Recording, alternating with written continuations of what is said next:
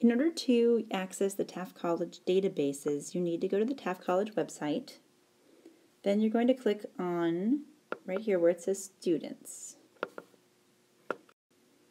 From there, all you need to do is grab this area, the library. Then you're going to click on the databases area of the library's website. So at the top you should see TC homepage, library homepage, Cougar Tracks, and TC email. Then you're going to come down here to where it says databases. Now once you click on databases, here you're going to click on the arrow, and these are the different databases that exist on our campus. You can start with the Academic One file. You can look at EBSCOhost, depending on what your topic is. If you're looking at economics or business impact, you might want to choose Business Insights. You can choose any of these that you want. Opposing Viewpoints is not going to have enough information for research for this paper, but it might be a place to start if that's what you want to do. I like JSTOR a lot, and these are all different types of databases. I actually chose the Academic One file for this demonstration, and you can see this is an advanced search. So let's say your topic is drought.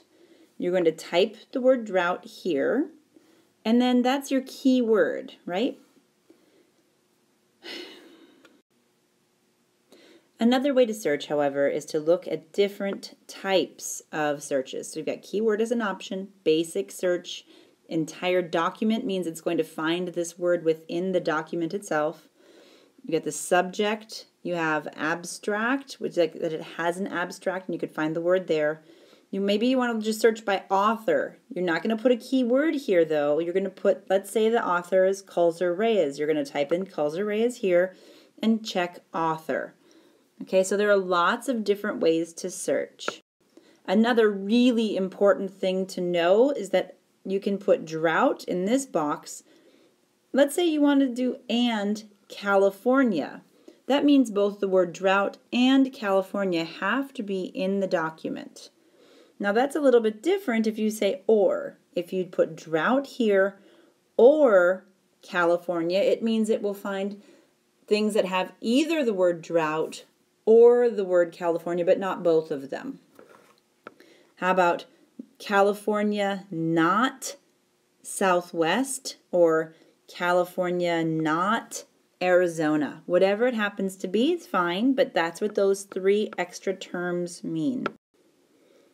Now, I highly recommend using the full text documents, peer-reviewed journals, both in your searches. You may want to look for things that contain images, but in this particular search, you can see we've got drought conditions, and because it's in quotation marks, the actual term drought conditions must be in the source, and we've used and California. I've checked off full text, peer-reviewed, and contains images.